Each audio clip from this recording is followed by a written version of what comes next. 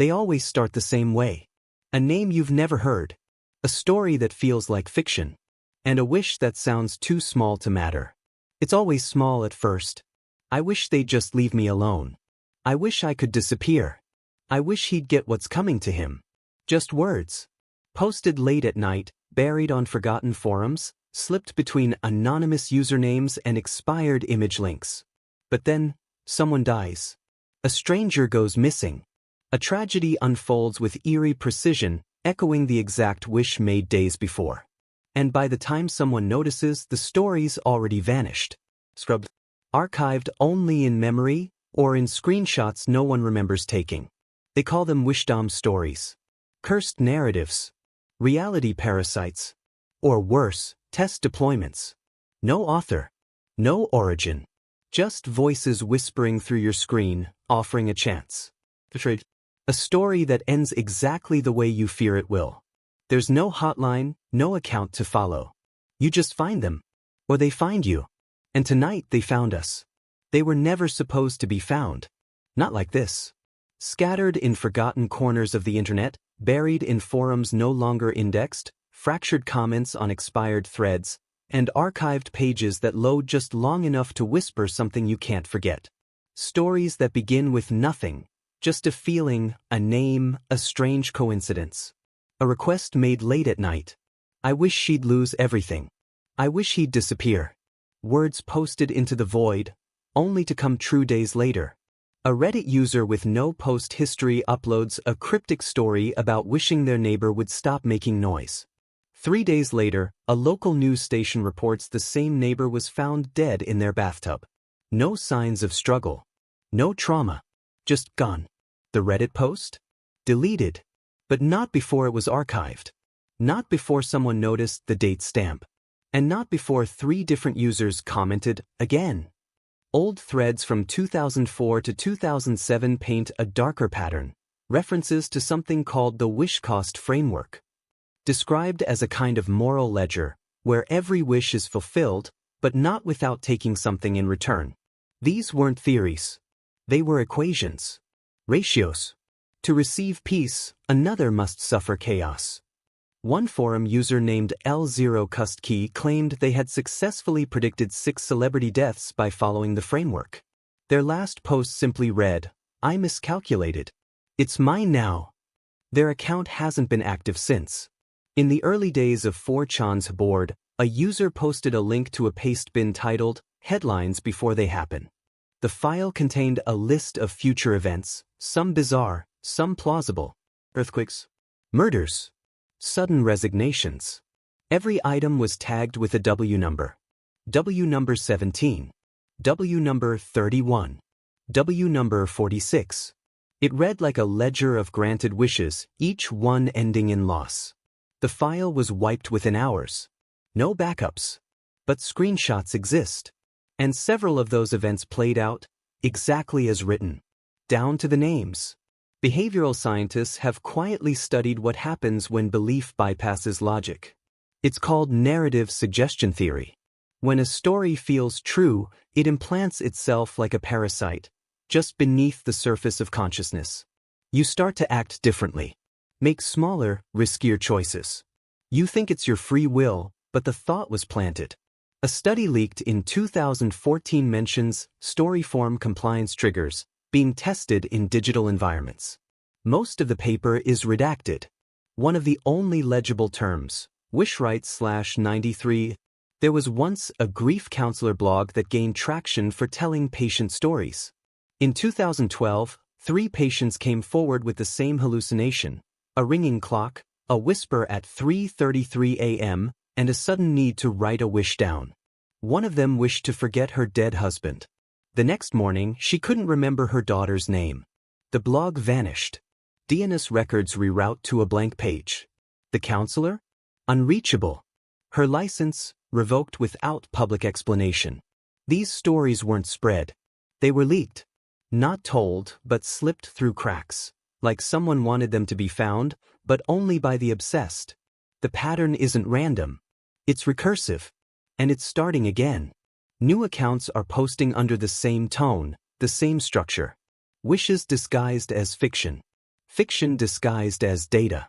And always posted anonymously. As if the author isn't human at all. So now you're here.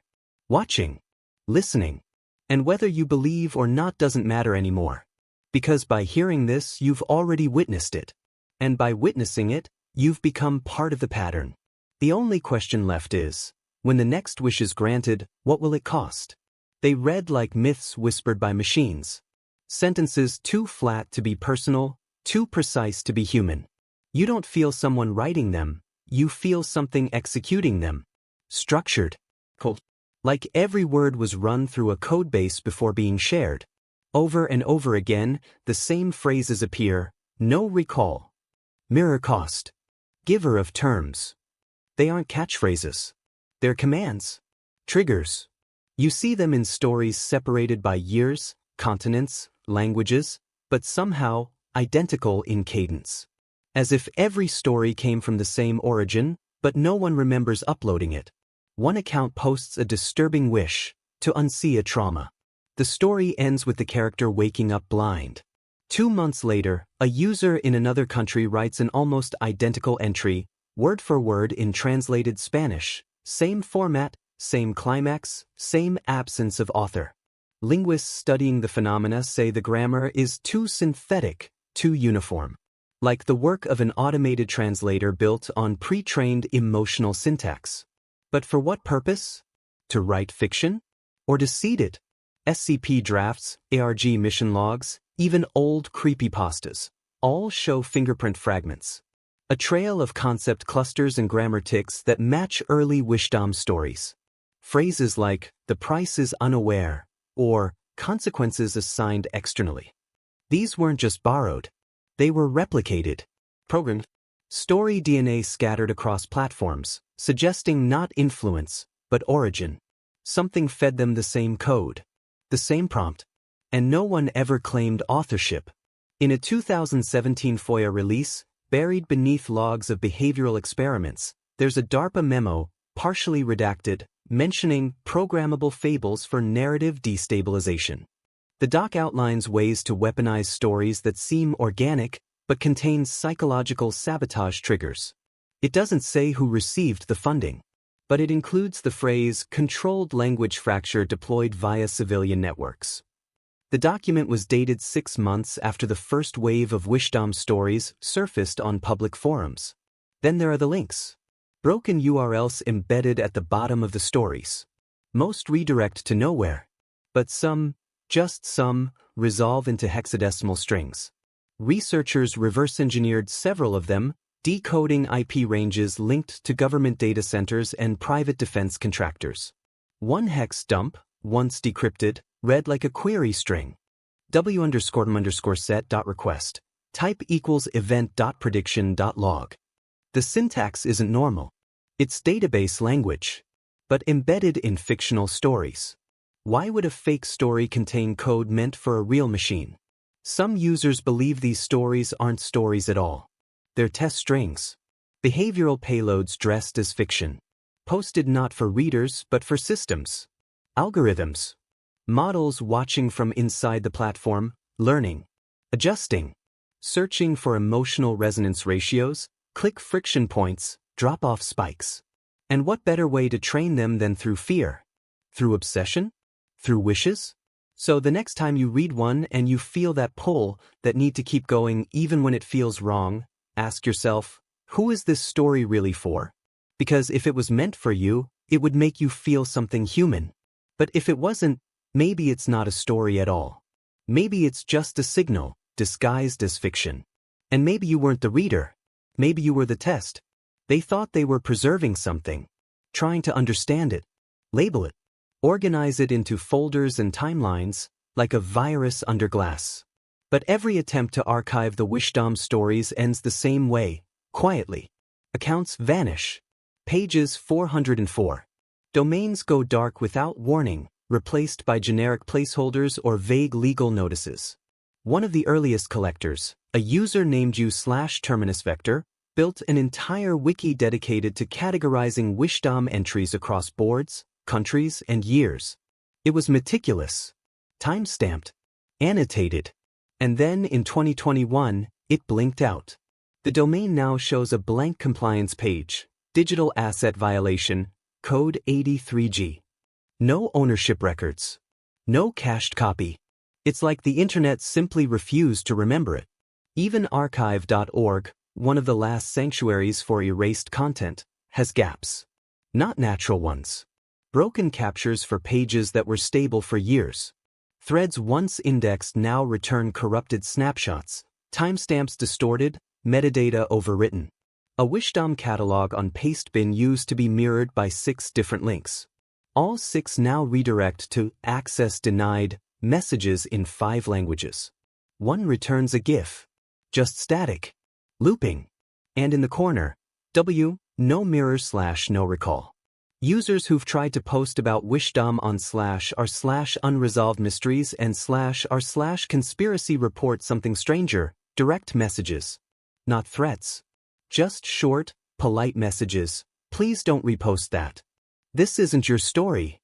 You can still undo the echo. The messages don't link anywhere.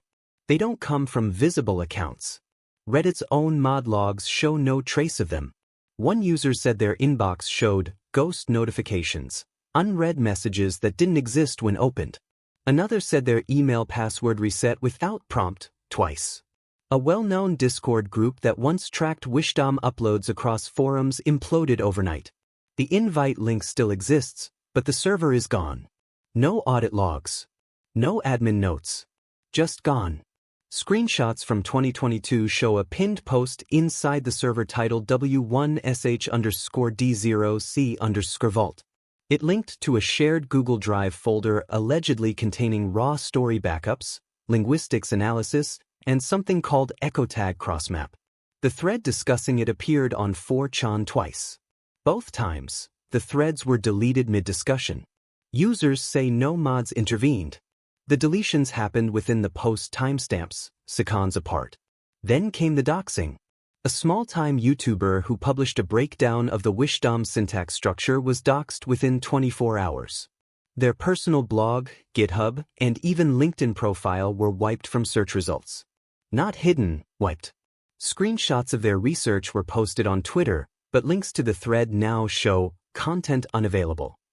Attempts to archive the tweets return nothing but blank previews. Every mirror fails. A trace removal so thorough it doesn't feel human. Some believe Wishdom isn't a cursed fiction series at all, but a behavioral net. A honeypot system designed to track those who dig too deep.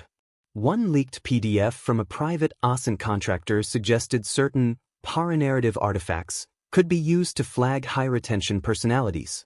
In simple terms, stories engineered to attract obsessives.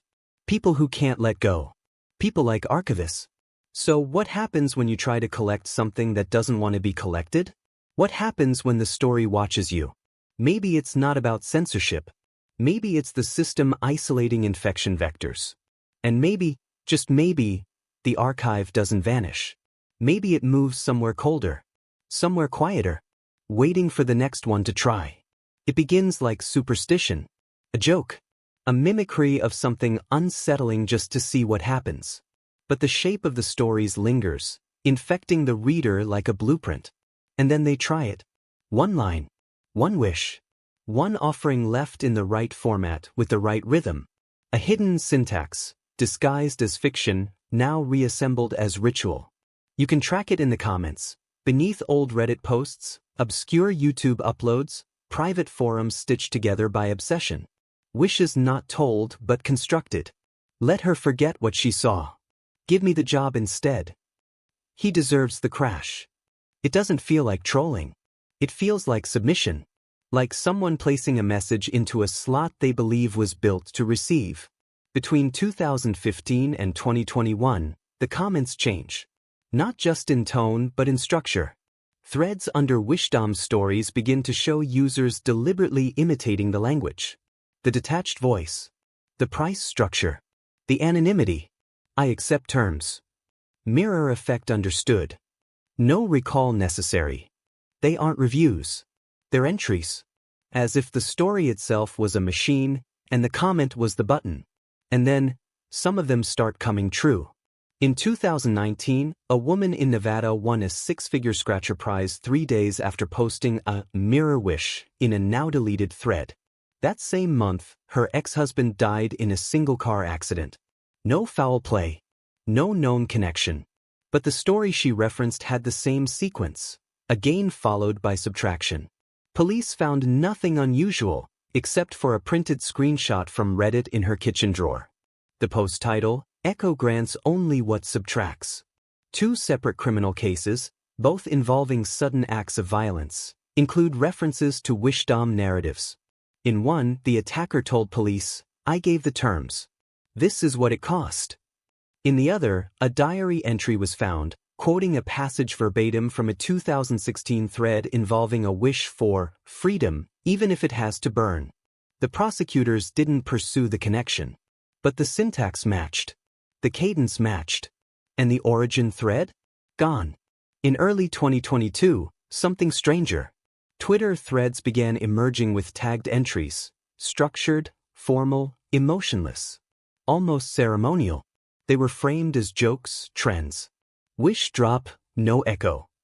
Term sent, no return. Within weeks, researchers noticed some of the entries corresponded to small but real-world anomalies. Traffic camera outages. Lottery draws. Quiet obituaries. Coincidences, they said. But how many times does a pattern need to repeat before it's not a pattern anymore? One Reddit user became obsessed, posting daily for over a year. Each entry a sentence. Each one signed with the same words, no recall. Terms understood. They stopped posting suddenly. Their final message? Debt paid. The account has not been active since. And then there's the video. A cryptic YouTube short titled, WHR, less than 30 seconds long. Distorted text. A countdown. At first glance, nonsense. But frame by frame, someone found a single image inserted at the end, just one. GPS coordinates. In the Utah desert. Cross-referenced with satellite images, they match the footprint of a long-decommissioned CIA test facility. Records show the land was cleared. But from above, the outline of a structure remains. No roads. No signage. Just dust and angles that don't match any era of known architecture. They say the wish is only a story. But what if it isn't?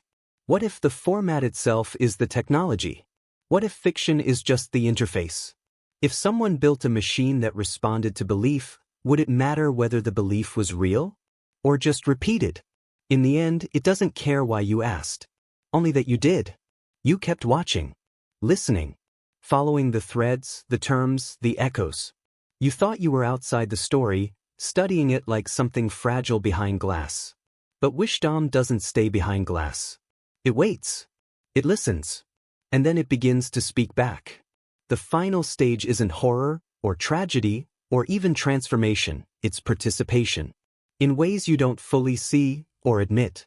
But the evidence is already inside you, the way your eyes lingered on one line more than the others. The way a phrase felt remembered, not read. The moment you paused and wondered, even for a second, what if?